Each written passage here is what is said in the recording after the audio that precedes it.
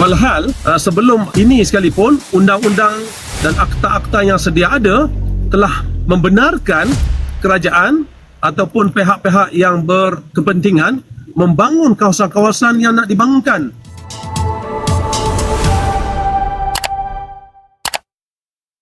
Terutama sekali saya ucapkan Assalamualaikum warahmatullahi wabarakatuh kepada panel pada malam ini. Saya menjemputlah untuk Haji Fauzi.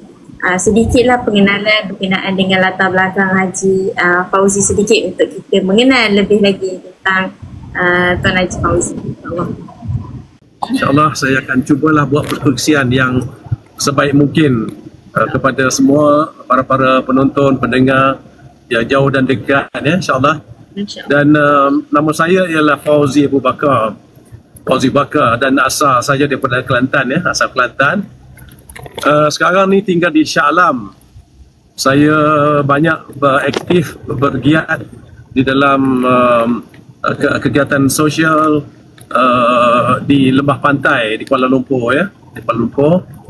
Dan saya merupakan seorang arkitek lanskap dan perancang bandar alam sekitar, an urban designer, ya. Saya telah berkhidmat bersama dengan syarikat yang awalnya saya diperkenalkan di dalam kerjaya saya ialah satu buah syarikat firma arkitek juru rancang Malaysia Sendang Berhad, yang mana sebuah firma multidisiplin yang terdiri daripada pasukan arkitek, pasukan perancang bandar, dan juga pasukan quantity surveyor dan project management, termasuk juga dengan bidang saya lah, urban design dengan landscape architecture.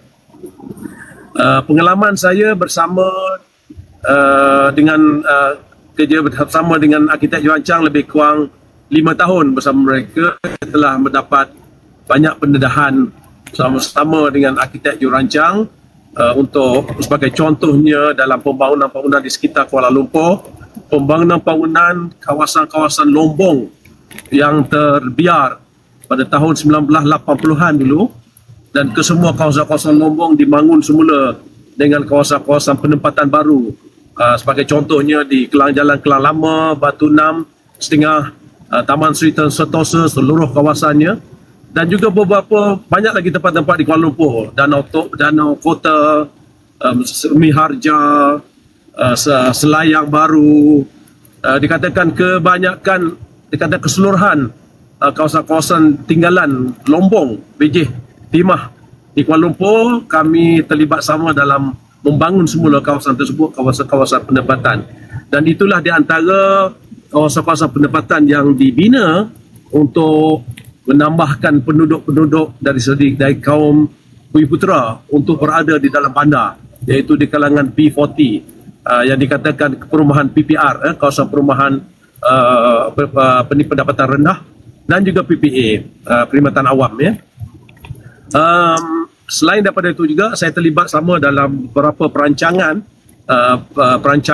awal untuk pembinaan bandar-bandar baru seperti di Nusa Jaya 4,000 ekar dulu, yang dulunya Nusa Jaya, yang sekarang ni dikenali sebagai Seri Iskandar. Pada asalnya kami telah membuat perancangan bandar untuk satu bandar baru Nusa Jaya yang dikendalikan dan diuruskan oleh Renong Group Sendang Berhad lah, pada awal tahun 1990-an awal, ya. Dan kalau dari segi Portong City, 5,000 ekar di Portong City sebagai kawasan pembangunan bandar baru semut di Portong City, termasuk dengan kawasan-kawasan perkilangan dan kawasan-kawasan penempatan penduduk-penduduk di Portong City di Tanjung Malim. Banyak lagi lah di antara kawasan-kawasan perancangan pembangunan yang dilakukan, dan juga termasuk juga pembangunan semula di kawasan yang pertama kami buat di Johor Bahru, iaitu commercial kawasan kompleks Kota Raya, yang mana pada asalnya Jalan Pahang di Johor Bahru itu merupakan satu kawasan setinggan yang agak daif, ya, keadaannya, dan persekitaran di kawasan itu agak dari segi moralitinya agak rendah sekali. Jadi di bawah kerajaan yang dipimpin oleh Menteri Besar pada ketika ikutan Sri Muhyiddin Yassin sekarang ni, Datuk Muhyiddin Yassin pada masa itu telah membuat keputusan untuk bangun semula kawasan tersebut. Dan itu adalah sebenarnya pembangunan semula kawasan yang boleh memanfaatkan kepada orang ramai. Pertamanya kami mulakan dengan menyediakan commercial complex, iaitu Kota Raya, kompleks Kota Raya di situ. Dan selepas itunya Pan Pacific Hotel, dan selepas itunya sudah menjadi bandar baru situlah. Itu di antara pengalaman. Dan saya juga terlibat di dalam pembangunan airport KLIA, perancangan awal sehingga akhir, dan pembangunan semula airport international Langkawi untuk menjadi lapangan terbang untuk menerima program 5 pada yang pertama kali diadakan di Langkawi pada masa itu, dan pembangunan semula airport lapangan terbang di Kota Baru untuk kali pertama, dan sekarang ni kali kedua saya masih juga diberi kepercayaan oleh Kementerian Pengangkutan untuk menjadi sebagai salah satu daripada PMC members untuk membina pembesaran semula airport di Kota Baru yang sedang dibina sekarang ni. Jadi pengalaman saya lebih kurang 35 tahun di dalam bidang pembangunan ini bersama-sama dengan syarikat yang saya pernah bekerja dulu. Saya sejak tahun 1995 saya telah menumbuhkan syarikat saya sendiri, dan sehingga kini saya masih lagi beroperasi melaksanakan kerja-kerja sebagaimana yang saya sebut tadilah. Dan dalam tempoh 35 tahun ini berbagai-bagai jenis projek yang dilakukan dapat saya laksanakan, dan juga berbagai pengalaman yang saya lalui lah, yang sekiranya boleh dapat saya kongsikan kepada semua. Apa sekiranya ada persoalan, pertanyaan, insya-Allah saya akan cuba bagi sedikit sebanyak penjelasan dan penerangan kepada semua yang mendengar pada malam ini, insya-Allah. Okey. Jadi malam ni kita nak dengar lah daripada Haji Fauzi, mungkin boleh ceritakan kepada kita, beri pencerahan kenapa Haji Fauzi merasakan bahawa urang ni memberikan, jika ia diimplementasi, dia akan memberikan efek kepada Malaysia di masa akan datang. InsyaAllah. Saya di Kuala Lumpur, saya telah diamanahkan di Kuala Lumpur untuk menjadi yang dipertua PAS kawasan lembah pantai. Dan juga pihak wilayah telah memberi amanah saya sebagai timbalan Pesuruhjaya PAS wilayah Persekutuan.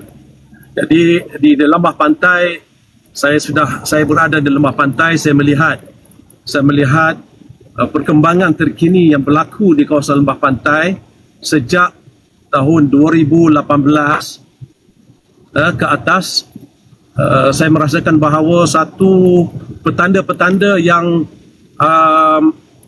saya merasakan telah dirancang oleh sesuatu pihak yang tertentulah untuk menjadikan satu kawasan penempatan yang mana adanya majoriti kawasan penghuni-penghuni Melayu di kawasan bandar Kota Raya kita ini, dengan adanya cadangan-cadangan pembangunan yang baru yang mana tidak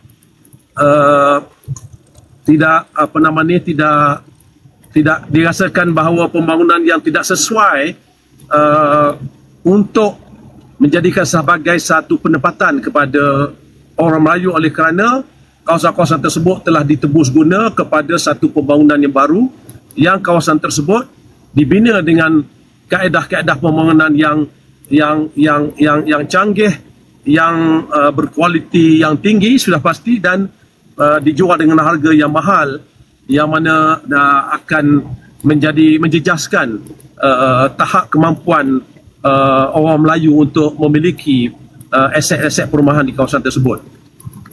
Jadi saya pun terpanggil juga setelah saya melihat dan juga mendengar laungan daripada menteri, seorang menteri yang kata ke PKT, yang pada masa mulanya menteri tersebut menjawat jawatan sebagai Menteri Perumahan Kerjaan Tempatan, telah disiarkan, dimaklumkan bahawa mereka telah melantik dan berjemput penasihat daripada Singapura, Singapore Housing Development Board di Singapura, sebagai penasihat kepada Kementerian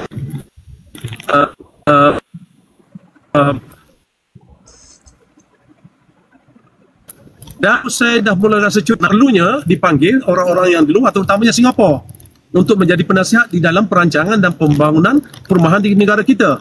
Walhal negara kita mempunyai pakar-pakar rancang yang begitu handal, yang sudah begitu lama berjaya membangun negara kita daripada sejak merdeka sehingga kini, sehingga tahun 2000 sekalipun, banyak perkara yang telah dilakukan dengan begitu baik dan dirancang dengan begitu sustainable, yang begitu sustain, yang begitu stabil untuk pembangunan masyarakat, untuk keharmonian masyarakat, dan juga usaha-usaha untuk menjadikan satu bandar, satu kawasan itu yang bersesuaian dengan keseluruhan penduduk yang berbagai kaum dan anutan agama dengan secara harmoninya.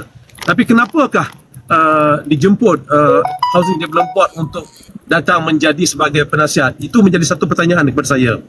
Maka satu hari saya sempat juga mengikuti satu program yang dianjurkan oleh YB Teresa Kok di kawasan Seputih, iaitu berjiran dengan kawasan saya di Lembah Pantai, dan saya dapat mendengar sendiri daripada taklimat yang telah diberikan pada tahun 2023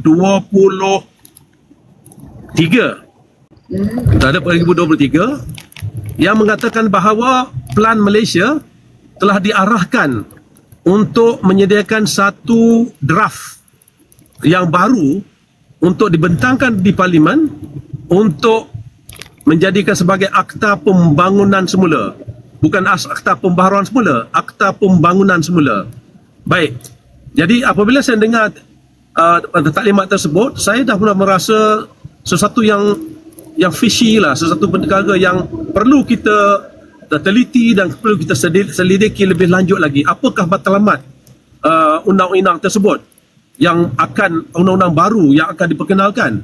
Walhal sebelum ini sekalipun, undang-undang dan akta-akta yang sedia ada telah membenarkan kerajaan ataupun pihak-pihak yang berkepentingan membangun kawasan-kawasan yang nak dibangunkan. Sebagai contohnya tahun 1998 yang saya nyatakan tadi, projek perdana pembangunan semula ialah kawasan Jalan Pahang di Johor Bahru. Tanpa adanya akta baru sekalipun, ianya dapat dilakukan dengan baik, dirancangkan dengan baik, dan hasil daripada perancangan tersebut menatijahkan kepada satu produk yang baik kepada kawasan dan menjadi manfaat kepada orang ramai dan masyarakat setempat, dan memulihkan keadaan sosio dan ekonomi di kawasan setempat dengan baik. Dan wajah keterampilan Johor Bahru pada masa itu amat berbeza sekali dengan sekarang, kerana kalau kita lihat di seberang sana di Singapura, di seberang di sini di Johor Bahru, sebagai apa nak katakan, sebagai gagak dengan pikok sebagai pikok, dan menyatakan bahawa Singapura pada masa begitu cantik, pembangunan tersusun, tapi di sebelah kita di Johor Bahru ni masih camar-camar lagi. Dan disitulah bermulanya permulaan untuk pembaharuan pembangunan semula bandar untuk mengindahkan ciri-ciri bandar kemasukan gateway daripada selatan ke Tanah Melayu, ke Malaysia. Jadi saya melihat di situ maknanya tidak ada halangan untuk dibangun semula. Tapi kenapa perlunya ada akta? Apabila saya mendengar lagi taklimat lanjut, saya mendapati bahawa sebenarnya apa yang mereka hendak capai dengan adanya akta pembangunan semula pada masa itu dan ditukar balik menjadikan akta pembaharuan semula, ada sebabnya. Kerana untuk setiap pembangunan yang kita nak lakukan di atas pembangunan yang sedia ada, perlukan dipanggil threshold content ataupun ambang persetujuan daripada semua pemilik premis ataupun strata title ataupun lot kawasan tanah tersebut yang hendak dibina semula tu, hendaklah dipersetujui oleh semua pemilik. Barulah pengambilan tanah ataupun penyerahan hak milik tanah tersebut kepada pihak kerajaan ataupun pemaju yang nak memajukan dibenarkan. Tanpa persetujuan 100% daripada pemilik tersebut, maka ia tidak dapat dilakukan secara sah mengikut akta strata title. Dan juga akta pengambilan tanah sekalipun perlukan persetujuan daripada semua pemilik-pemilik tanah tersebut, dan juga sekiranya papasan perlu diberikan, papasan yang setimpal perlu disetujui oleh semua pemilik-pemilik dengan pihak-pihak pemaju ataupun kerajaan yang hendak mengambil alih tanah tersebut. Jadi perkara ini berlaku hanya untuk menjadikan sebagai satu kebenaran untuk pihak-pihak pemaju membina kawasan tersebut dengan persetujuan semua. Tapi apa yang mereka hasrat dengan adanya URA Urban Renewal Act ni sebenarnya untuk menurunkan threshold consent tadi daripada 100% kepada peratusan yang lebih rendah. Contohnya, bagi bangunan yang berusia dalam lingkungan 30 tahun dibina, akan diberikan kebenaran kepada pihak kerajaan melalui akta ini untuk menyerahkan kepada pihak pemaju hanya 80% sahaja daripada pemilik. Dan kepada kawasan bangunan-bangunan yang lebih daripada 30 tahun akan diturunkan lagi kepada hanya 75% sahaja kebenaran atau persetujuan daripada pemilik, walaupun adanya 25% lagi pemilik yang tidak bersetuju, namun mereka terpaksa serahkan hak milik mereka kepada pihak yang berkepentingan tersebut dengan sudah pasti akan dirunding apa-apa kaedah rundingan dengan papasan-papasan jawatan dan sudah pasti mereka ni terpaksa hanya terima apa-apa tawaran tanpa mempunyai kuasa untuk negotiation power lah untuk bersetuju dengan nilaian harta tanah atau premis mereka dengan yang sepatutnya, kerana majoriti sudah bersetuju dengan untuk membenarkan pemilikan harta mereka untuk diserahkan kepada pihak pemaju untuk dibangunkan semula. Dan kepada bangunan-bangunan yang sudah lama dan lusuh dan kurangnya daya saing diturunkan kepada hanya 51% saja persetujuan. Bermakna 49% pemilik yang tidak bersetuju sekalipun terpaksa diserahkan juga kepada pemaju atau kerajaan untuk diroboh dan dibina semula di atas tapak tersebut. Dan sudah pasti mereka tidak mempunyai banyak pilihan kerana kebanyakan mereka akan sudah pasti akan berlakunya runding-rundingan, dan saya tidak boleh jamin rundingan-rundingan tersebut dilakukan dengan adil dan saksama, kerana tahu-tahu saja orang miskin ni kalau nak berunding dengan orang kaya ni, kebanyakannya orang miskin selalu mengalah. Ya, mereka kebanyakan orang pemilik ni yang PPR ni mereka mempunyai yang dah lama di situ, katakanlah mereka dah memiliki rumah tersebut dah 50 tahun. Bayangkanlah pemiliknya sudah berumur 60, 70, 80 tahun. Mereka sudah tidak ada pendapatan. Dan sekiranya rumah mereka tu diambil, diroboh dan dibina baru sekalipun, mereka di mana mereka nak beli rumah baru?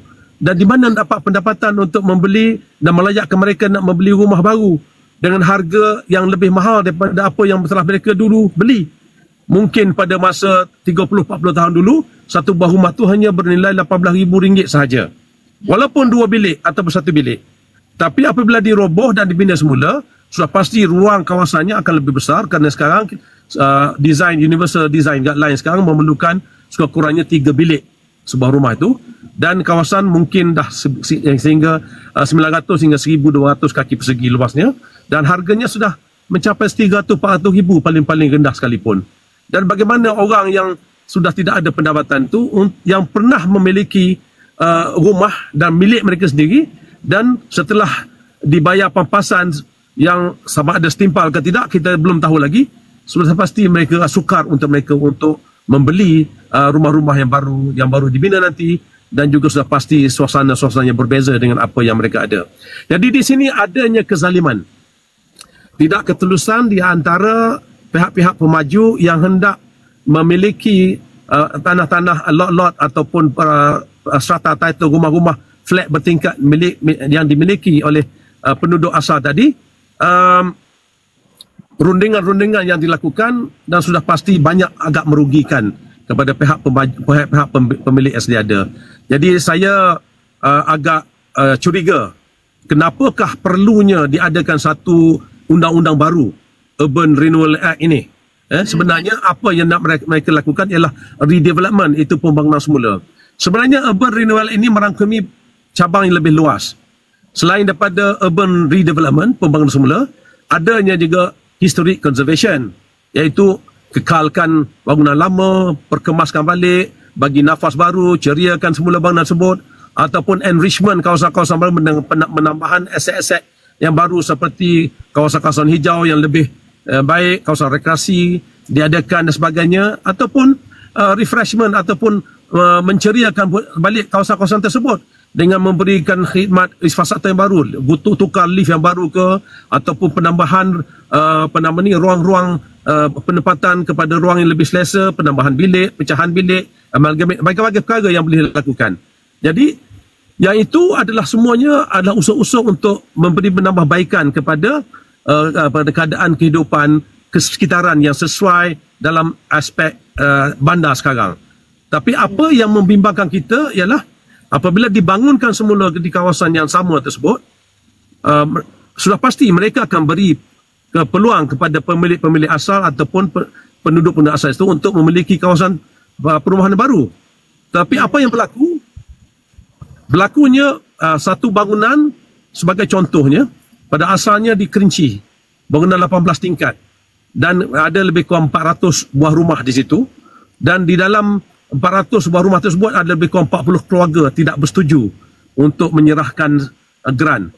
Namun mereka tewas oleh kerana terpaksa juga terima dan beri pampasan, tak silap saya lebih kurang 50,000 ke 60,000 itu saja di atas pemilihan lama, dan mereka telah terpaksa mencari tempat penginapan sementara bersendiri tanpa dibantu oleh pihak pemaju, dan mereka dulu merupakan pemilik kepada rumah yang mereka duduki sebelum tu, dan sampai sekarang mereka hanya menyewa rumah-rumah di BKL, di Kuala Lumpur sebagai penyewa, bukan pemilik lagi dah.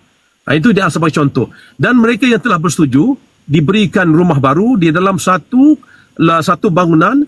Daripada dulunya lebih kurang 8 bangunan blok, sekarang dijadikan satu bangunan yang tinggi, iaitu satu density yang tinggi lah, mana unit-unit rumah yang banyak di dalam satu blok bangunan, ditempatkan penduduk-penduduk asal di kawasan blok tersebut.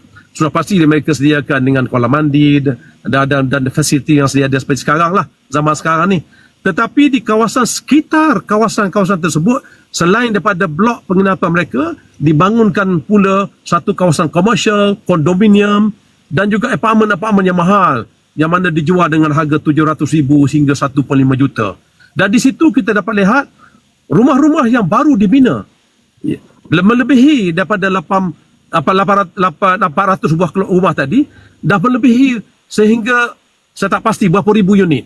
Bermaknanya pemilik-pemilik rumah yang baru yang membeli rumah-rumah baru dengan harga yang tinggi itu sudah pasti bukan di kalangan orang-orang Melayu yang asalnya penduduk asal di Kerinci tersebut. Jadi berlaku yang dikatakan perubahan pola demografi di sini. Maknanya kalau satu tempat kawasan tersebut pada asalnya terdiri daripada 100% orang Melayu, tapi apabila dibina semula kawasan tersebut, dikonsentrasikan penduduk asal di satu bangunan sahaja, dan bangunan-bangunan yang lain yang dibina itu dibeli oleh bangsa-bangsa asing, dan juga malahan mereka yang daripada luar negara sekalipun yang dah mampu membeli dengan projek Malaysia My Second Home, menduduki kawasan tersebut dan menjadikan penduduk asal orang Melayu itu menjadi minoriti. Mungkin hanya 10 hingga 15% saja daripada komposisi penduduk di kawasan setempat. Itu yang berlaku di Kerinci. Yang kedua, di Lembah Pantai juga, di Flat Sri Pahang yang sekarang di dalam pembinaan. Di situ ada 800 buah keluarga. 800 buah keluarga akan diberi peluang untuk membeli unit-unit baru di situ. Mereka bina satu blok yang baru untuk dijual kepada penduduk-penduduk pemilik flat yang sedia ada tersebut dengan harga yang diskaun. Tetapi rumah-rumah lain yang dibina adalah untuk dijual pada pasaran terbuka di antara 700,000 hingga 1.5 juta. Daripada 800 buah rumah di tapak yang sama, keluasan yang sama, sekarang sedang dibina 3,527 unit rumah baru. Dan bayangkanlah, daripada 90% daripada orang Melayu yang tinggal di tempat satu kawasan yang sama, apabila siap keseluruhannya projek yang akan dibina di Bukit Bangsa nanti, orang Melayu hanya menjadi 15% sahaja daripada komposisi di kawasan tersebut. Ini yang sebenarnya yang membimbangkan kami, kenapa pembangunan semula yang di bawah acuan tersebut sebenarnya mempunyai agenda-agenda tertentu di sebaliknya yang membimbangkan kita, walaupun ianya tidak dinyatakan secara nyata, tapi sudah pasti implikasinya di sebaliknya, repercussionnya itulah yang akan terjadi tanpa kita sedari kerana penguasaan ekonomi bukan di kalangan orang-orang Melayu. Ya? Betul. Maksudnya daripada apa yang Tuan Haji terangkan tadi juga adalah termasuk juga dalam konteks gentrifikasi sebenarnya. Mungkin Tuan Haji akan terangkan juga apa itu gentrifikasi, tapi itulah yang berlaku dalam satu kawasan yang sepatutnya mempunyai majoriti orang Melayu, tetapi apabila dinaikkan sesuatu bandar ataupun dibuat redevelopment di kawasan tersebut, menyebabkan orang Melayu pun tak mampu pun nak membeli properti di kawasan tersebut, kemudian dibeli oleh orang luar, kemudian kawasan tersebut diduduki dan dimajoritikan oleh orang selain daripada Melayu. Itulah hakikat yang patut kita jelaslah untuk masa sekarang, yang saya faham daripada penerangan Tuan Haji.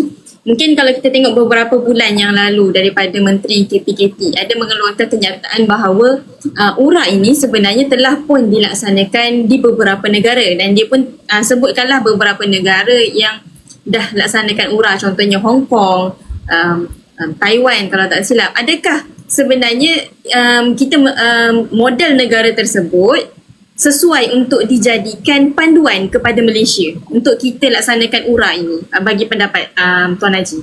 Okay, terima kasih. Itu satu persoalan yang baik untuk dijelaskan kepada pahaman semua lah ya. Urban Renewal Act, jadi kebanyakan di negara-negara luar yang menjadi asas rujukan kepada Kementerian Perumahan dan Kerajaan Tempatan kita, termasuklah di Singapura yang juga menjadi penasihat kepada mereka sekarang ni, Hong Kong, Taiwan, Kanada, Australia. Okay. Kalau kita lihat Hong Kong, Singapura, memang dia, tapi di sana bukan berlaku urban renewal tau. Di sana mereka urban redevelopment. Ini renewal ni dia macam seolah-olah nak mengkaburi mata orang lah, supaya tak perasan. Sebenarnya matlamat dia renewal. Apa ni redevelopment? Bila dikatakan redevelopment ini ialah bangunan yang sedia ada, tanah kosong yang dia terbiar. Kalau bangunan sedia ada, diroboh bangunan itu dan dibina semula dengan formula-formula model pembangunan yang lain, yang baru. Itu redevelopment ya. Baik. Kalau di Singapura, kalau di Hong Kong, kalau di Taiwan sekalipun, memang itulah yang terbaik untuk mereka. Kerana di Singapura, di Hong Kong, penduduknya ramai. Tanahnya kecil. Pulaunya tak ada kawasan. Nah, kalau nak ditambun sebagai nak reclaim di dalam lautan sekalipun, kosnya terlalu tinggi dan tidak mencukupi. Ya, jadi di situ mereka selayaknya boleh melakukan urban redevelopment. Tetapi apa yang berlaku, yang kita bimbang yang berlaku di sini ialah di Malaysia mempunyai satu yang kita warisi daripada kemerdekaan, 5 perkara keistimewaan orang Melayu. Keistimewaan orang Melayu ni hendaklah diberi keutamaan. Jadi di sini kita tidak boleh mengambil 100% model daripada negara luar untuk ditiru atau diguna pakai 100% di negara kita. Kerana kita mempunyai aspek-aspek lain. Ya, aspek-aspek tersebut tidak melayakkan kita untuk melaksanakan urban development ini dengan kaedah-kaedah sebagaimana yang berlaku di luar negara.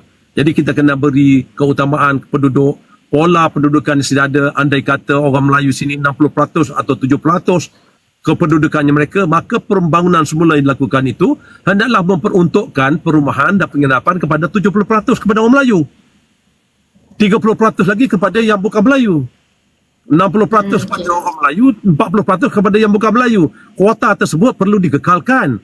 Kalau tidak adanya keharmonian di satu kawasan penempatan tersebut, di mana yang kita nak mendatijahkan satu masyarakat yang harmoni. Sekiranya tidak berlakunya percambahan, percambahan dan juga pendudukan yang bercampur yang pelbagai bangsa dan juga pelbagai kaum di dalam satu kawasan setempat seimbang, maka akan berlakunya polarisasi kepada satu kaum sahaja. Ini yang membimbangkan kita, terutama di bandar-bandar besar. Kuala Lumpur, contohnya. Apabila berlaku perkara tersebut, ia akan menjadikan satu polarisasi politik kepada satu kaum sahaja. Tambah-tambah pula apabila nak dilakukan pilihan raya majlis bandaraya atau majlis perbandaran tempatan. Apabila berlaku pilihan raya, sudah pasti yang mendapat jawatan sebagai ahli-ahli Datuk Bandar dan juga pemimpin setempat itu adalah di kalangan satu kaum saja. Jadi kita bimbang apabila berlaku perkara tersebut, tidak ada keharmonian di antara masyarakat yang sedia ada yang kita nak bina. Masyarakat yang bersatu, berpaduan yang jitu dan juga sama-sama saling hormat menghormati dan hidup berjiran secara aman dan damai. Jadi matlamat itu untuk perpaduan tersebut konsepnya tidak akan tercapai sekiranya model tersebut dilakukan dengan kadar. Yang keduanya pula ialah konsep gentrifikasi yang Puan menyatakan tadi. Gentrifikasi ini merupakan satu proses untuk dibangunkan satu kawasan tersebut dan dibina satu persekitaran yang baru. Sama ada kebesaran penduduk perumahan yang dimiliki oleh pihak-pihak yang mempunyai status keadaan ekonomi yang berbeza daripada penduduk yang lama. Sebagai contoh, B40. B40 ini gaya hidup mereka di dalam kawasan B40 adalah mereka cara hidup yang biasa sederhana, kedai kopi di luar bangunan, berbincang sama dekat surau di bawah flat contohnya, dan juga ada tempat-tempat dewan masyarakat untuk bercampur, bergaul dan sebagainya, dan bersekolah anak, cucu dan sebagainya berhampiran, tempat klinik yang berhampiran dengan perumahan mereka. Tetapi apabila berlaku pembangunan semula ini, mereka akan bina satu kawasan khusus penempatan untuk yang masyarakat setempat yang pemilik asal tidur di situ, tetapi kawasan yang dibina semula ni adalah satu persekitaran yang baru, suasana yang baru, kawasan yang mempunyai gaya hidup yang berbeza daripada yang lama.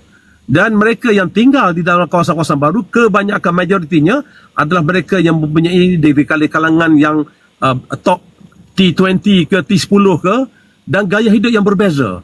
Jadi di sini akan berlakunya ketidakselesaan kepada penduduk yang asal kerana berlakunya social impact kepada persekitaran yang sedia ada tersebut dan menjadikan keresahan kepada mereka, dan tidak adanya tempat-tempat yang bersesuaian lagi dengan apa yang biasa mereka lalui dan amali sebelum ini, dan kos kehidupan mereka akan meningkat oleh kerana premis-premis tersebut menjadi premis-premis yang mempunyai rental yang tinggi dan barang-barang yang mahal, restoran yang mahal-mahal dan sebagainya. Jadi akhirnya dengan secara tidak langsung mereka tidak selesa dan mereka akan keluar ke pinggir bandar mencari kampung-kampung di bandar, dan tempat-tempat mereka akan diisi oleh yang mereka-mereka yang baru, masyarakat orang baru pula yang menduduki kawasan perumahan tersebut. Jadi tidak akan berlaku konsep perpaduan integrasi yang kita nak dilakukan. Jadi gentrifikasi ini merupakan satu kaedah secara halus untuk dari segi kedudukan ekonomi, kemampuan untuk memilikan premis tersebut oleh kaum orang Melayu, tidak kemampuan mereka, maka kawasan tersebut akan diambil alih oleh orang lain daripada orang Melayu, dan ini akan menjejaskanlah kependudukan orang Melayu di kawasan-kawasan tersebut. Ini dipanggil gentrifikasi konsentrik, dan ia akan berlaku di mana-mana saja. Kalau ikut pada guideline dan juga panduan hasrat URA, Urban Renewal Act ini, ia akan digunakan pakai kepada seluruh kawasan-kawasan bandar yang bukan saja bandar-bandar utama tau. Bandar-bandar kecil sekalipun, kalau ikut panduan mereka hanya 10,000 penduduk ke atas. Tapi daripada kenyataan menteri yang menyatakan bahawa tak kira di mana-mana sekalipun, walaupun kurang daripada 10,000 penduduk tersebut, ianya akan digunakan pakai untuk diguna sebagai akta membolehkan mereka membangun di kawasan-kawasan nak dibangunkan semula. Jadi di sini kalau kita lihat di negeri-negeri, selalunya hal-hal tanah ni adalah di atas bidang kuasa kerajaan negeri. Ada juga klausa-klausa di dalam URA ini seolah-olah nak mengambil alih balik kuasa yang oleh kerajaan negeri dia dah hak untuk kebenaran pembinaan di atas tanah-tanah tersebut kepada Kementerian Perumahan. Inilah satu kaedah yang agak membahaya. Jadi kita lihat bahawa seolah-olah adanya satu kaedah pertukaran yang baru di atas hak untuk memberi kebenaran untuk kebenaran untuk pembinaan semula di kawasan-kawasan tersebut, ya. Jadi ini di antara perkara yang perlu kita sedar bahawa sekiranya URA ini dilakukan dan juga diterima di dalam parlimen sebagai satu akta baru, ia memberi satu lesen, ia memberi satu kebenaran kepada pihak-pihak sama ada kerajaan ataupun pihak pemaju untuk membangun kawasan tersebut di atas acuan kapitalis ataupun apa-apa acuan mereka sahaja, profiteering, nak untung semata-mata. Sudah pasti dia kos untuk mereka membina untuk pendapatan orang sedia tu diadakan, tetapi sudah pasti mereka melihat dari segi bagaimana nak mendapat balik keuntungan yang lebih daripada apa yang mereka bangunkan di situ.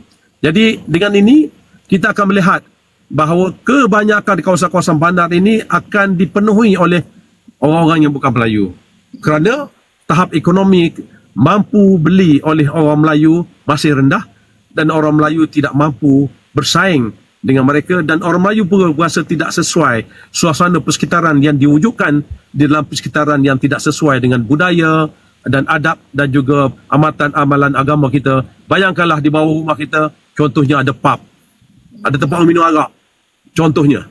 Ini dalam keadaan yang ekstrim, ya.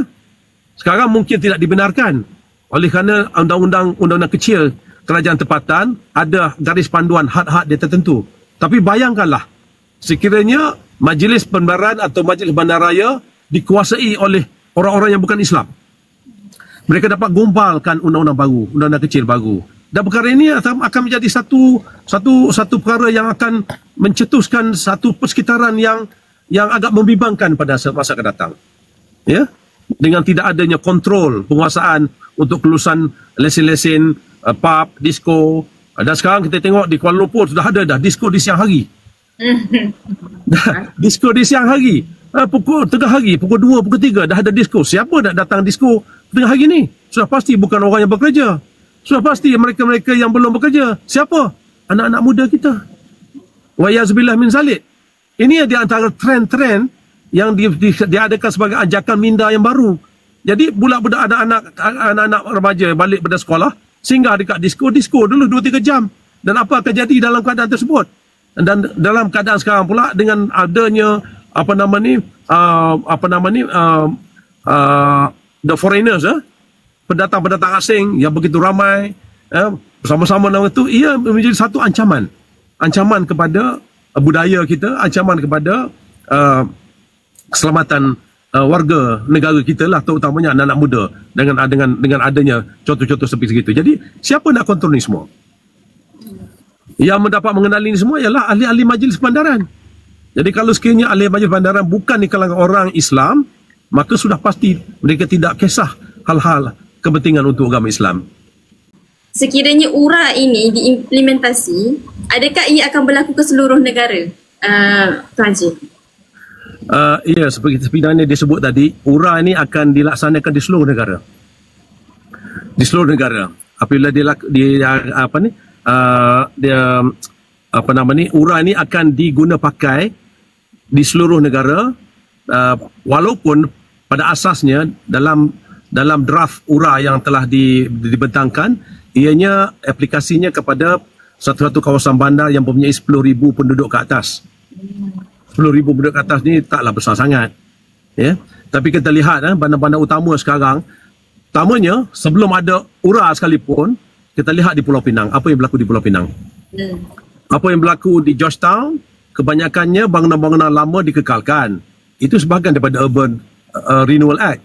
Dibaik pulihkan, di-upgradekan fasad, fasilitinya sebagainya. Tapi di kawasan-kawasan di balik pulau, kawasan-kawasan perkampungan di balik pulau, kebanyakannya tanah-tanah tersebut telah dibina dengan bangunan-bangunan tinggi semua dah. Saya baru balik daripada Sungai Tiram. Di Sungai Tiram, bersebelahan dengan lapangan terbang Bayan Lepas, ya. Di Sungai Tiram itu kawasan itu luas kawasan 1,000 ekar lebih. Kawasan tersebut adalah diberikan kepada Koperasi Tunas Muda. Koperasi Tunas Muda. Dan koperasi tersebut telah JV dengan satu pemaju daripada Singapura. Dan kawasan-kawasan tersebut daripada kampung orang Melayu tersebut telah diberi pampasan dan kebanyakannya, keseluruhannya telah berpindah dan membeli aset di seberang perai dan juga di selatan Kedah, di apa nama tu, di Sungai Petani, kawasan Sungai Petani. Jadi mereka berhijrah ke seberang perai setelah mendapat pampasan, tetapi kawasan-kawasan perumahan yang dulunya diduduki oleh kampung-kampung Melayu semua dibina dengan bangunan-bangunan baru yang tinggi-tinggi semua. Ada ideal, dipanggil ideal punya ada ideal punya development lah. Dan kawasan-kawasan tu buat kawasan strata, kawasan podium yang bercantum. Satu podium tu mana satu lantaian parking yang luas dan besar, di atasnya berada beberapa bangunan lagi, beberapa bangunan tower yang dibina di atas podium tersebut. Dan kawasan tersebut sudah pasti ditingkatkan density kawasan unit rumah yang begitu banyak, dan kebanyakannya adalah rumah-rumah yang mahal semua dah. Jadi kebanyakannya kawasan balik pulau asalnya kawasan orang Melayu. Tapi kita lihat sekarang sini pun beransur-ansur kawasan tersebut telah menjadi minoriti kependudukan peratusan orang Melayu di situ, oleh kerana mereka dah keluar daripada kawasan. Dan kawasan dijanjikan dulu nak dibina beberapa ribu unit rumah PPR, dah sampai sekarang pun tak dibina lagi. Jadi bila masanya untuk dibina tu sudah pasti kita tak tahu lah, itu perancangan mereka. Bila ada tanah didapat oleh pihak pemaju, maka pemajulah dia akan merancangkan apa yang mereka nak lakukan. Ya, tu kawasan Sungai Tiram tu tinggal masjid saja sebelah tu. Masjidnya besar, memang gah lah di tepi jalan tu.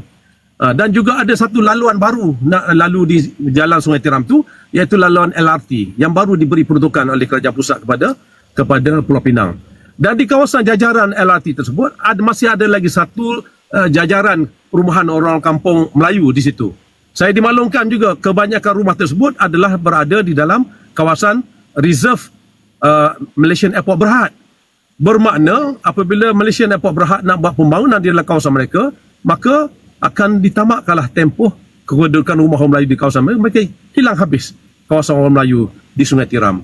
Ini di antara fenomena yang kita dapat lihat di Pulau Pinang, dan benda ni dah berlaku lama di Pulau Pinang walaupun tanpa URA. Dan di balik pulau pula berlakunya banyak perkara yang dipanggilkan lot amalgamation, pencantuman lot-lot tanah. Sebagai contoh lah, saya ambil contoh. Satu rumah-rumah ni mungkin setengah hektar kawasannya. Apabila mati tu orang ketuan punya rumah tadi, anak-anak nak jualkan tanah, jualkan rumah untuk dibagi faraidkan bahagian kepada adik-beradik, kan? Maka dibelilah satu lot tersebut setengah hektar. Atau bila disimpan lot sekian lama, dibelikan lot-lot di sebelahannya menjadikan 2 atau 3 ekar, maka kalau dah 3 ekar itu mempunyai pada asalnya mempunyai hanya 3 ekar hanya mempunyai katalah 9 keluarga saja, 9 buah banglo saja pada asalnya. Tapi di kawasan 3 ekar itu juga akan dibangunkan bangunan yang tinggi, akan menempatkan mungkin 3,000 buah rumah baru. Inilah di antara proses gentrifikasi yang boleh berlaku dan sedang berlaku di Pulau Pinang. Ini sebagai contoh yang dia ada sekarang. Dan sekarang ini sudah berlaku di Kuala Lumpur, dan kawasan-kawasan lain yang akan berlakunya proses-proses URA gentrification ini ialah termasuklah bandar-bandar seperti di Ipoh, seperti di Johor Baru, seperti di Melaka dan sebagainya. Pantai-pantai barat. Ya? Adakah uraian ini dia boleh diimplement di kawasan tanah Rizab Melayu? Ini di antara perkara yang perlu kita perketatkan. Jadi uraian ni mesti dijelaskan. Sekiranya tanah Rizab Melayu itu, sebenarnya tanah Rizab Melayu itu perlu dikekalkan kepada pemilikan orang-orang Melayu. Tapi kita tengok di Kuala Lumpur kurang daripada 1% saja tinggal tanah Rizab Melayu di Kuala Lumpur.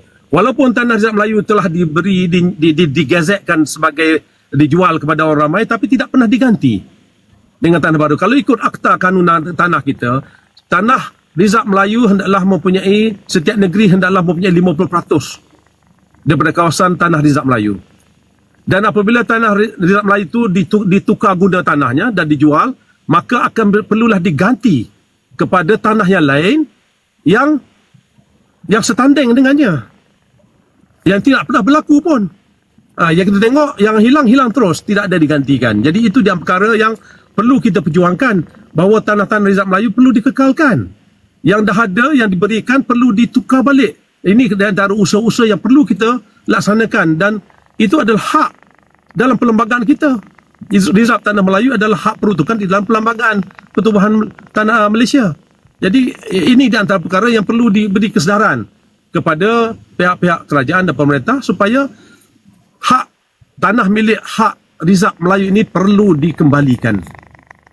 Jadi kalau sekiranya pembangunan yang nak dibuat di atas tanah Rizab Melayu perlulah dibangunkan hanya kepada orang Melayu sebagai pemilikan saja. Jadi dibina balik 100% orang Melayu dengan harga yang dapat mampu dimiliki oleh orang Melayu, itu kita tidak ada bantahan di atas untuk pembangunan baru di kawasan tersebut. Jadi salah satu itu pun menjadi salah satu kebimbangan lah kepada orang Melayu apabila kita pun tak pasti lagi sama ada urat ini mungkin boleh melangkau kepada kawasan Rizab Melayu. Mungkin minggu ni hari Isnin hari tu kita ada buat live bersama penduduk kampung di Sungai Baru di mana mereka telah dikenakan akta pengambilan tanah. Haji pun tahu berkenaan dengan itu. Kemudian mereka juga sekarang sedang memperjuangkan tanah mereka yang di bawah Rizab MAS, iaitu Malay Agricultural Settlement, di mana yang diberitahu MAS ni pemilikan tanah Melayu kalau nak disewakan pun perlulah orang Melayu juga. Dan ada baca komen tadi berkenaan dengan kalau kawasan ataupun bangunan tersebut rosak dan sebagainya, adakah kalau tak buat redevelopment ni ataupun pembaharuan bandar ni, kalau bangunan tu rosak dan sebagainya, apa yang akan berlaku? Sebenarnya bila kita turun ke kawasan di contohnya kampung Sungai Baru ni, bangunan yang dah dirobohkan tu sebenarnya bangunan sebelum dirobohkan, bangunan tu dalam keadaan yang sangat baik dan yang sangat bersih dan masih lagi dalam keadaan yang boleh diduduki. Memang saksi mata lah pada ketika itu melihat sendiri rumah yang dah dipagar tersebut sebenarnya dalam keadaan yang sangat baik. Tetapi kawasan tersebut diambil oleh pemaju dan dah pun dinaikkan zinc-zinc untuk dirobohkan. Dan itulah salah satu kebimbangan sebenarnya apabila berlaku pula URA. Kita dah ada, kenapa kita dah ada akta pengambilan tanah, kemudian kita nak ada URA pula sebenarnya. Adakah akta pengambilan tanah itu tidak mencukupi ataupun adakah Haji rasa akta pembaharuan semula bandar ini akan menggantikan kepada akta pengambilan tanah apabila ia berlaku? Sebabnya seperti yang dimaklumkan sebelum ni, dia akan menjadi bertindan akta tersebut. Bagaimana Haji melihat perkara tersebut? Akta pengambilan tanah ni memang dah nyata, iaitu tanah tu tak boleh diambil selagi tidak disetujui oleh pemiliknya. Apa-apa sekalipun hak pemilik tu kekal sebagai hak pemilik, melainkan diberikan papasan yang setimpal dengan yang dia bersetujui dan setimpal dengan nilai tanah tersebut atau nilai yang dipersetujui. Ya. Jadi dan juga akta pengambilan tanah ni pada asalnya hanyalah untuk pembangunan untuk kegunaan awam. Nak buat masjid ke, nak buat jalan raya ke, jabatan nak lalu dan sebagainya, ya. Jadi itu di antara hak asasnya lah. Yang menjejaskan akta sedia ada di dalam hal URA ini adalah perubahan dalam akta strata title, hak milik strata. Akta hak milik strata dan juga akta hak milik strata dan juga dalam hak milik subdivided lot, subdivision. Contohnya tanah untuk rumah teres dan sebagainya, dia ada subdivision. Dia pembahagian lot tanah daripada satu lot yang asal. Jadi hak asal strata tadi sebagaimana yang termaktub pada asalnya ialah 100% persetujuan, tak boleh lari daripada 100%. Okey, apa yang berlaku di Sungai Baru, kampung Sungai Baru, dan sekarang ni mendapat stay court judgement sebenarnya, tetapi walaupun dapat stay sekalipun, kita dapat lihat kontraktor pun masih lagi rakus pergi pecah bangunan, dia tak mengedahi apa arahan mahkamah walaupun masih dapat perbicaraan semula. Hanya 60% lebih sahaja pemilik strata yang bersetuju untuk berunding untuk pembangunan semula, tetapi 30% 6% ke something like that lagi. Tidak bersetuju. Itu besar. Tak sampai 80% pun lagi. 60 lebih peratus pun dah mereka berjaya. Ini di antara kelompongan-kelompongan yang mereka berjaya melaksanakan program pembangunan semula di atas kaedah dan bagaimana mereka memanipulasikan sistem akta undang-undang yang sudah ada sekarang ni. Sebab tu sekarang ni akan dapat satu kaedah challenge ataupun challenge lah daripada pihak pemilik di atas keputusan yang telah dibuat sebelum ini. Dan perkara tersebut kalau kita lihat macam Puan cakap tadi, memang rumah tu dalam keadaan baik, bukan lusuh pun. Cuma ada rumah yang mempunyai bilik yang sedikit, tapi mereka selesa. Dan satu kaedah lagi ialah yang bukan sekadar Kampung Sungai Baru ni bukan sekadar untuk nilai pampasan yang tidak disetujui. Mereka juga sekarang dah sedar bahawa Kampung Sungai Baru ini sebenarnya berada di dalam kawasan MAS. Malay Agriculture Settlement. Jadi di mana berlakunya perkara tersebut hilang daripada peta MAS. Jadi peta asal MAS itu sudah ada dan merangkumi kawasan Sungai Baru, tapi kawasan peta pengurusan MAS sahaja yang tidak termasuk di dalam kawasan itu. Itu peta pengurusan. Bukannya peta ukur. Yang kita guna pakai untuk pemilikan tanah ialah peta ukur yang dicop dan di-endorse oleh jurukur. Ini di antara perkara yang sedang dibincangkan dan bagaimana pihak pemilik, pihak penduduk Sungai Baru, Kampung Sungai Baru akan kontes di atas hal tersebut untuk menyatakan bahawa kalau sekiranya ianya memang jelas berada di dalam kawasan MAS, maka pembangunan tersebut tidak layak dibangunkan untuk selain daripada orang Melayu. Hatta disewa kepada orang Melayu sekalipun tidak dibenarkan di Dewas Pertukan untuk MAS. Ya? Itu di antara perkara yang kita dapat lihatlah di Kampung Sungai Baru. Sebelum kita menutup perbincangan kan, adakah akta pengambilan tanah dan juga URA ini akan bertindan bagi pandangan Haji Fauzi kalau dia berjaya diimplementasi? Ulang sekali lagi. Apakah adakah URA ini adalah akta yang lebih kurang sama je dengan akta pengambilan tanah? Maksudnya dia akan berlaku pertindanan dalam akta tersebut? Banyak klausa-klausa dan peruntukan di dalam akta URA ini adalah yang sudah ada termaktub di dalam akta-akta yang selain. Jadi akta pengambilan tanah ni adalah tetap sebagai akta pengambilan tanah, tapi URA ni satu akta yang baru. Yang untuk mengatasi sebenarnya yang paling penting ialah akta pemilikan hak milik strata. Iaitu jelas dia akan ubah peruntukan dalam akta hak milik strata. Jadi kalau akta hak milik strata ni memang 100% wajib persetujuan daripada pemilik. Di sinilah usaha utama URA ini untuk menurunkan persetujuan pemilik kepada 80% kepada bangunan yang usianya kurang daripada 30 tahun, 75% kepada bangunan yang lebih daripada 30 tahun dan 51% kepada bangunan yang dah lama dan lusuh. Ini yang tidak ada di dalam, yang akan perubahan kepada akta strata title. Sekiranya URA ini diluluskan di Parlimen, maka 100% ambang persetujuan di dalam akta milik strata tersebut akan diubahlah, akan ditukar kepada peruntukan baru, dan ini akan memudahkan pihak-pihak yang berkepentingan untuk melaksanakan agenda mereka untuk membangunkan pembangunan semula di atas kawasan-kawasan yang mereka pilih untuk dibangun. Ya, cuma sekiranya penambahbaikan yang boleh kita lakukan ialah pastikan bahawa kawasan-kawasan pembangunan di dalam kawasan-kawasan yang sensitif seperti 139 kawasan yang dikenal pasti, iaitu kawasan-kawasan perumahan PPR yang telah dibina oleh PKNS dan DBKL dulu-dulunya. Bangunan tersebut sepatutnya dibangunkan oleh pemaju-pemaju daripada kalangan agensi kerajaan. Contohnya UDA yang boleh main peranan bagaimana untuk memastikan bahawa agenda-agenda pertukaran-pertukaran yang telah dikhususkan untuk kepentingan orang-orang Melayu dalam peruntukan perlembagaan kita perlu dapat dilaksanakan di dalam implementasi untuk pembinaan tersebut.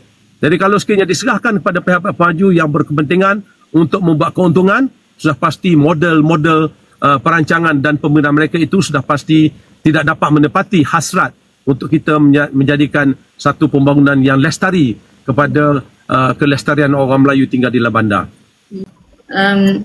Kalau nak cerita berkenaan dengan URA, sebab sebelum ni sebenarnya kita dah ada beberapa siri. Kita dah pernah jemput juga YB Amzad.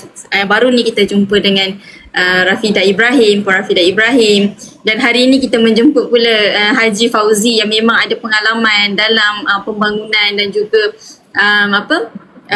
pembaharuan bandar ini, di mana Haji Fauzi sendiri dah melihat dan juga ada pandangan sendiri berkenaan bagaimana pembaharuan bandar itu perlu dilakukan, kajian-kajian yang perlu dilakukan oleh kerajaan sebelum mereka nak membuat ataupun nak mengimplementasi akta yang baharu.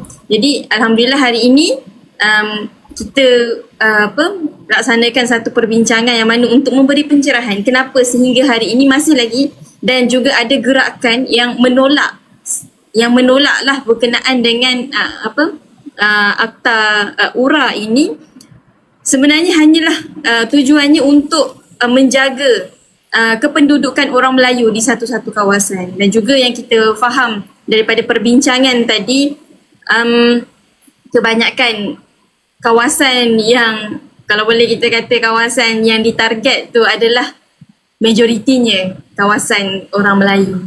Jadi harapnya apa yang Haji perjuangkan sekarang dan juga rakan-rakan yang kita tahu sekarang dalam keadaan memang dah banyak perkara ataupun dah banyak aktiviti yang dilakukan bagi membuka mata masyarakat untuk faham berkenaan dengan URA. Harapnya selepas ni apa yang kita bincangkan ini dapat memberi sedikit sebanyak gambaran kepada masyarakat. Jadi mungkin sebagai penggulungan YB lagi, sebagai penggulungan Haji Fauzi, apa nasihat Haji Fauzi pengimplementasian untuk pembangunan bandar ini dilakukan? Kawasan pembangunan bandar ini perlu kita ambil kira kepentingan setempat, ya. Sebagai contohnya pembangunan yang lebih adil kepada semua, terutamanya pemilik-pemilik asal di kawasan tersebut, ya. Dan cara Islam adalah cara yang penyelesaian terbaik, dan sebagai contohnya pembangunan tersebut boleh dibangun secara bersama dengan pihak pemilik. Mungkin mereka mempunyai pemegang taruh kepada pembangunan tersebut, mungkin profit sharing dengan pemilik-pemilik itu sendiri, bukan sekadar pampasan, tapi mereka mempunyai cadangan dan mempunyai mempunyai bentuk-bentuk pembangunan bersama dengan aspirasi penduduk pemilik itu sendiri, dan ianya akan memberi manfaat dari segi kelestarian pendudukan itu dan juga dari segi keuangan, kepulangan kepada pemilik tersebut, bukan sekadar pampasan tetapi sebagai investment, keuntungan kepada harta yang mereka dapat itu adalah sebahagian daripada keuntungan daripada pembangunan bersama kepada pihak-pihak penduduk-penduduk, bukan hanya pemaju tapi kepada pemilik-pemilik penempatan itu sendiri. Dan sudah pasti kita nak pastikan bahawa pembangunan di kawasan bandar ini mengambil kira kepentingan kependudukan peratusan orang Melayu di dalam bandar supaya tidak terpinggir dan supaya tidak berlakunya penghijrahan penduduk-penduduk Melayu bandar keluar daripada bandar demi desakan kemampuan ekonomi orang Melayu yang sedia ada sekarang. Jadi itulah di antara saran saya, supaya berilah peluang kepada kaedah-kaedah yang lebih mesra kepada manusia lah, manusiawi kita panggil. Kaedah yang manusiawi, yang tidak ada ancaman, tidak ada ketidakadilan kepada mereka yang terlibat, ya. Adil untuk semua, insyaAllah. Tidak ada penindasan lah. Okay. Tidak ada penindasan, ya, insyaAllah. Jadi alhamdulillah kami daripada perspektif 360 sangat berbesar hatilah dalam perbincangan kita pada malam ini. Banyak input yang kita dapati daripada perbincangan ni. Harap-harapnya semua yang melihat, sebenarnya ramai juga yang melihat pada malam ini dapat mengambil sedikit sebanyak sebenarnya perkongsian yang kita berikan. Bukan saja-saja perkongsian ini kita laksanakan bukan untuk merendahkan atau mengaibkan mana-mana pihak, tidak, tapi perbincangan pada malam ini adalah untuk memberi penjelasan dan membuka mata kita semua bahawa adakah sesuatu perkara ataupun urat ini dapat memberikan kelebihan ataupun memberi kesan yang lebih kesan yang negatif di masa hadapan. Jadi insyaAllah saya daripada Perspektif 360 mengucapkan banyak ribuan terima kasih kepada Haji Fauzi, dan perbincangan malam ni memang tak cukup lah. tak cukup banyak lagi. Sebenarnya banyak lagi perkara yang persoalkan yang kita nak penjelasan sebenarnya, sebab soalan yang kita sediakan pun sebenarnya tak semua lagi kita dapat penjelasan daripada Haji Fauzi, dan harapnya selepas ni dapat jemput lagi Haji Fauzi dalam live seperti ini, kita bincangkan lebih banyak lagi, dan banyak lagi sebenarnya kawasan-kawasan ataupun tempat-tempat yang kita nak dapatkan juga penjelasan. Contohnya kawasan ECRL, kawasan Tanah Rizak Melayu, dan banyak lagi, ataupun yang baru-baru ni di kawasan di Pahang dan sebagainya. Banyak lagi sebenarnya penjelasan yang rakyat perlukan untuk kita faham bagaimana di masa hadapan kita nak react kepada sesuatu perkara, insya-Allah. Jadi daripada kami ucapkan terima kasih, dan insya-Allah kita jumpa lagi di masa akan datang. Terima kasih juga saya ucapkan kepada Puan di atas jemputan saya, dan mudah-mudahan dapat dimanfaati oleh semua pendengar untuk memahami apakah isu-isu yang ada sekarang ni yang sebenarnya penting untuk kita demi kesejahteraan untuk masa depan anak cucu generasi yang akan datang. InsyaAllah mudah-mudahan usaha ini mendapat keberkatan dan rahmat Allah SWT, insyaAllah. InsyaAllah, amin. Dan saya pun doakan kepada Haji Fauzi semoga selamat sampai ke destinasinya dalam perjalanan, walaupun dalam kereta pun masih lagi bersama dengan kita pada malam ini berkongsi ilmu. Harapnya dapatlah ilmu ini diluaskan lagi kepada semua masyarakat, insyaAllah. Jadi itu saja daripada kami Perspektif 360. Jangan lupa untuk follow kami Perspektif 360, dan juga follow juga Haji Fauzi. Sebenarnya Haji Fauzi pun ada TikTok tapi belum lagi cukup follower. Jadi ramai-ramailah follow lah Haji Fauzi, supaya Haji Fauzi lepas ni boleh buat video lebih banyak lagi berkenaan dengan InsyaAllah. Okay, insyaAllah. Jadi itu saja untuk malam ni. Jumpa lagi di next live kita, insyaAllah pada Isnin hadapan dengan isu semasa yang lebih hangat dan kupasan isu semasa yang lebih lengkap. Jadi itu saja. Assalamualaikum warahmatullahi wabarakatuh. Waalaikumsalam warahmatullahi wabarakatuh. InsyaAllah.